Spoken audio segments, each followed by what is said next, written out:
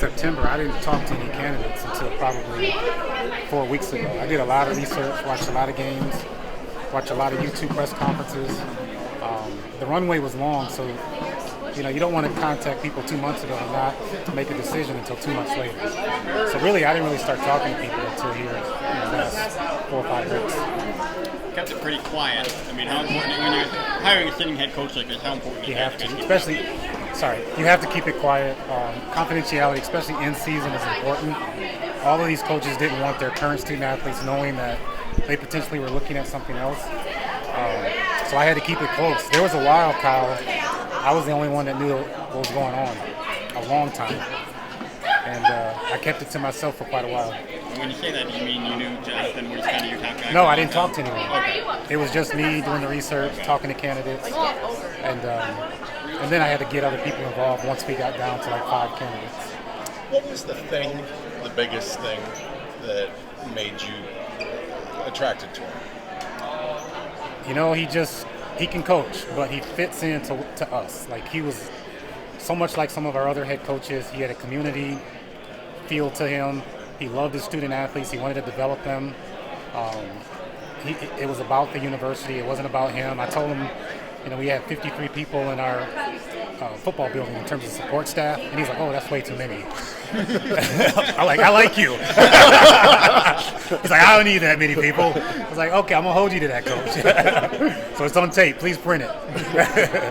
But yeah, he was. At this level of college football, it's always Ohio State is doing this or somebody else is doing that. He never said any of that. It was just about getting the right people in the building, getting the right student athletes, and developing a relationship. The timeline was completely different than the last football search you were a part of here. I guess, what did you learn from that experience that you then applied to this one? I mean, you talk about keeping it quiet. I assume that's maybe part of it. To do more research. Yeah. To be honest, the last search we did, You didn't have time. the only time we talked to the candidates was when we flew to see them. We didn't do a lot of research. I know all these guys. I mean, I know probably 6 of the top coaches in the country really well right now. And this guy he didn't start up here, but he just kept coming up and up. And the more I learned about him, the more I learned about his family, I knew he was our guy. What was the downside maybe of having so much time in building? I was getting antsy. I wanted to call people a lot earlier, and I held off on that. I was scared about other jobs coming open. I wanted people to know that I was interested. But, waiting, Chris, to that question allowed me to, because when I started this, I had 4 or 5 people that were here, and they just went like this. And there was a group that went like this. And some of it was play on the field, but some of it was research. And so the difference with this search, I was able to know these guys quite a bit. And we didn't have that opportunity last time. What kind of research? You said research. What? Sean, I looked at YouTube videos, watched film, looked at all articles. There's probably 3 or 4 industry people that did a lot of research for me. D'Antonio was awesome with all his contacts. He talked to a lot of the elite coaches out there, current and former, and he did a lot of research for me. Talking to people that worked with him and that sort of thing. Worked with him. He found former student athletes. He found media members that spoke highly of him and other candidates. So I had a lot more research than I did last time. Is there any endorsement of Jonathan that stood out maybe more than the others along the way? That stuck with you? It wasn't, but there was nothing negative ever said about him. It was that. It was, no one said anything about him that raised a flag. It was, this guy is awesome. Your community's going to love him. They're going to love his style of play. He recruits well, and everyone said that. Did you have the contract parameters? I don't know if I missed that earlier. We're going to actually release it later. It'll be a 7-year contract starting at 7.25 over 7 years, but we'll release it so you get all the numbers. I don't want to. That I know is the first year is 7.25. Okay, and then there's a staff buyout that you have to give for the current the previous staff. I mean, you have a number of them. I don't know. I'll let me find it and I'll text it to you. All right, it's about $4 million, but I don't, okay. Yeah. And I want to ask you about the NIL situation real quick. I mean, obviously you guys partnered with a collective kind of in September. They had to cancel a few contracts. Did that come up when you were doing this? It did. It did. I mean, that's a big part of college football right now is NIL and collectives. And, you know, Jonathan and I talked about it, and he's wanting to come in and establish a program and a method of what he wants to do. So, you know, he and I are going to work together, and, you know, I can only go as far as I want, as far as the law lets me, and then he'll take it over from there. Do you feel like you guys are in a better place overall now in that respect? Yeah. His vision, once people see it, they're going to want to jump on this and want to be involved.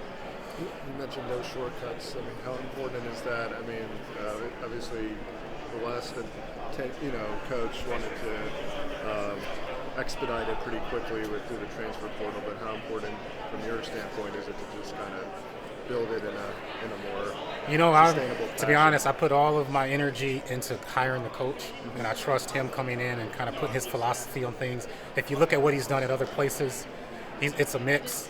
He doesn't do total overhauls, but he brings in key people here and there at key positions, and I think that's what he'll do here. You may have answered this question, but how much difficulty was there months ago with the relief that you had? It was very difficult. When I first started this, you know, I'm looking at 12 to 15 people, and without the criteria that I talked about from the former players, alumni, and then current student athletes, that kind of guided me into what people wanted. And to be honest, we were going after a person as well. We wanted a good football coach, but there was a type of person that we wanted to bring to our community, and he and Candace met that. Were you competing with other Power 5 schools for him? We were, Larry, and I was nervous a couple of weeks ago because there were jobs that were talking about being open, and there was jobs that were open that were looking at them, and I had to step up my pursuit. And your money? No, not really. He wasn't really about a lot of money. But term, 7 years? 7 years. We did add one more year. Typically, I wanted to go to 6, but if you look at the Big Ten contracts with the 4 teams coming in, it's everywhere from a 10-year deal down to 5. So we're right in the middle. His West Coast Pac-12 experience, is that somewhere on your list of things you like about him with the expanded Big Ten? Yeah, Larry, they have, so the 4 teams that are coming in, he's played them for multiple years. He knows their schemes, he knows their players, he knows their community. So there's no other Big Ten coaches that are going to have that jump start on those 4 schools. We do have a bit of an ADD society, but how much is patience required, I guess, here to just kind of, allow them to build it the way that... I think there's patience, but there's also visual evidence of what's to come. So, in terms of scheme and the type of play and the way the student athletes perform, if we could show improvement there, wins and losses, I think, will come, and our fan base will be patient. And you're sort of the only guy sitting on this for a long time. A lot of pressure. Can you explain what that pressure felt like to you, and probably the pressure that's getting applied from various factions? I haven't slept a lot since October. I've thought about this every single minute of every single day. This is a very important hire. A couple of things. One, I used to walk up the stairs. My routine was before the game, I'd be on the field for the first quarter. Second quarter, I walk up the stairs to get to the press box, and I would see the same group of fans, and the look on their faces sometimes. I kept in this search. I wanted to change that, and then also at the end of the day, this is probably the last football coach I'll hire as the AD here at Michigan State, and I understand that. Whether I leave or I probably shouldn't say that. Whether delete, or whether this will be the last coach that I hire at Michigan State, and I know that. So we had to get this right. And you say that meaning because these are the sort of the stakes are high. This is the position that the stakes are high. This is a very important position for our community. With the stakes being so high, were you surprised, relieved that the folks above left you alone and left you to your devices? Or did they? You're gonna get me in trouble, Sean. They did. Well, you did say up there that you were. I wasn't surprised. Kind of implied that I wasn't you were surprised. Grateful in a way, right? Well, I met with the board and the president and others at the beginning. I put a PowerPoint together. I talked about the process, and they felt comfortable with what I was doing. And when I came to them with 2 or 3 top candidates, I did another PowerPoint, and they were comfortable how I got to that point. So they didn't micromanage? They did not. So this really is all on you? They did not. They were not involved, but they were supportive. When you came to them and said you had 2 or 3, did you tell them who they were? Nope. That was just this. I'm down to 2 or 3. Candidate and 1, this- candidate 2, yeah. candidate 3, Right. and it talked about their profile. Now, if what I said, if probably people wanted to figured look at it, I mean, you all would have figured it out. I don't know if they did. Yeah. So. What questions did he have for you in this process? Because obviously you're asking a lot of him to lead. He wanted his about- alma mater, he- all those kind of things. Yeah, he wanted to know about our community, our head coaches, expectations from our community and our fan base. Like, is this a supportive group, or are they going to be hounding me the whole time? So he wanted to know those things, and then he wanted to know how involved as an AD I wanted to be. And he wanted an AD that could do this with him as opposed to hiring him and stepping away. And that was important to him. We talked that first time. I interviewed him for 2 hours on the phone. And after that, that was the last formal interview I had with him. Everything else was getting to know him as a person. Was he curious about the politics of the place? He never asked about that. Recent last He asked last about- half decade. That's what. He asked about when we were going to hire a president. He asked about how sure I was that I was going to be here. He knew I had a 2.5-year contract left. So he did all of his research, and I told him, there's no guarantee. But you're not coming here just for the AD. You're coming here because we're Michigan State. Is there an added bonus, the fact that he has the Pac-12 experience, considering that Big Ten is expanding with 4 new members, and then that the recruiting component that maybe introduces the fact that he can go out to the West Coast? Yeah, the recruiting component is important, but then also he knows those 4 schools. He's played against them for years. It's not going to be a new thing for him as they come to the conference next year. So I really think that that's an advantage for us. And then he knows the landscape out there. Recruiting is national now. When we did this search 4 years ago, we wanted a Midwest person, somebody that knew Ohio, Indiana, Michigan. But recruiting is national. How much is the Midwest, though, I guess? Midwest is important. Yeah. And so we'll get a coaching staff in here that has ties to the Midwest. But that was a criteria before, but it was probably number 5 in our priorities this time was Midwest ties. I wanted to get a good coach, a good person, and somebody that can come into our community and kind of rally our fan base. And people will like him as a person. Excuse me. Did I hear you correctly? You interviewed 12 different people? I had initial phone conversations with 12 people. So at what point, if you can pinpoint, did this was your guy? Wow, good question. I knew it probably in terms of weeks or time period. Or maybe it was last minute. I don't know. It was never last minute. So you were zeroing in on him. I was zeroing in on him. He was not probably in our top group initially, but when I started doing research, I started looking at style of play, and I started talking to him and looking at press conferences. I was like, oh, wait a minute. And then I did a Zoom with him. I didn't care about the answers to his questions. I was looking at his demeanor, the way he presented himself, and I could see him in our community. And then the funny thing about it is his background, when I Zoomed him, was a bookshelf. I said, Coach, that has to be a virtual background. He's like, no, I'm in my office at my home. So when I went out there to meet him at his home, he showed me his office, and I'm like, oh my goodness, this guy has a whole wall of books. And he reads. He's a different type of head coach, but he's going to fit into what we're trying to do here very, very How good. smooth was the process for you throughout this whole time? It was never smooth. I mean, there was a lot of outside noise. Every time I went to games in the Spartan Stadium, people were passionate and they were screaming names and things like that. But if this was easy, then I would have finished it a long time ago. It was difficult because I had to get it right, and I couldn't make an emotional hire. This had to be based off of research, based off of connections across the country, and then based off of the people that I rely on, which is Coach D'Antonio and Coach Izzo. And in this world, it's tough to keep that clandestine. I don't know if your police background helped, but I mean, Urban Meyer was hired here for 3 days, and everyone was convinced. You had to sift through all that and keep it quiet, didn't you? I did, and what I wanted to do was never publicly talk about any candidate or anyone. So I kept that consistent, and it was important for me to stay that way, whether it was the person you just mentioned or someone else. I never wanted to publicly talk about anyone.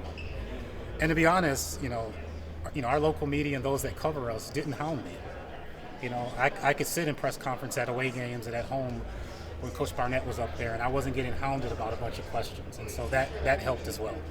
You've probably been asked about this, but I'm wondering the amount of time that you had to conduct research. How did that play out? How beneficial, I guess, was that? How did that change things compared to other searches you've been a part of with just the long runway that you had? Stephen, it was very beneficial because what I explained earlier is at the last search, we had probably 6 or 7 days, and the only time we spoke to the candidates is when we flew out there for 2 hours. This time I had multiple conversations, not only with Jonathan but others, and then I had 8 weeks of research. I looked at YouTube videos of press conferences. I looked at game film. I found every article I could find and how people were talking about these candidates. And this guy he floated to the top and he just stayed there. Do you remember sort of when he floated to the top, I guess, or a ballpark of when you sort of really liked him? What I want to do is protect, him and his time at Oregon State. But these were multiple conversations. These were multiple Zoom calls, getting to know him as a person, talking about things that are personal to each of us. And there was a moment that the light switch clicked on. And I said, I have to go after. So Stephen, to your question, we had 3 final candidates. We ended up going to see Jonathan first. Then I saw someone else next. I canceled the 3rd one because I was like, there can't be any more time. He is our guy. And so we didn't go see a 3rd person. I went after him 100%.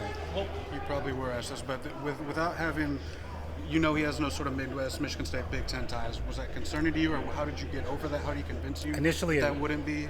Initially it was, but once you meet him, this guy connects with people. Like, he'll come here and he'll be here for 6 months and you'll think he's been here his entire life. Like, he's a blue-collar guy. He's not into a lot of flashy things. We talked about our resources that we were going to provide. And to be honest, he was like, I don't need that much. I don't need that many personnel, and so it was refreshing to hear his take on not only just football, but just life in general. You mentioned the light bulb moment. Last one, and then I got pulled up. You mentioned the light bulb moment. What was it after watching film of him on the field and off the field? It was the criteria. It was the coaches we've hired over the last 2 years. It was Tom Izzo. It was, how does this person fit into what we're doing here? It's really not about going to get a coach out there that has a winning record, that's a good recruiter. It's really important for our community to have somebody that fits in, especially the head football coach is kind of one of the profile people of our community. And so he had to be someone that people could attach themselves to. Thanks, guys. Thanks, Alan. Appreciate it.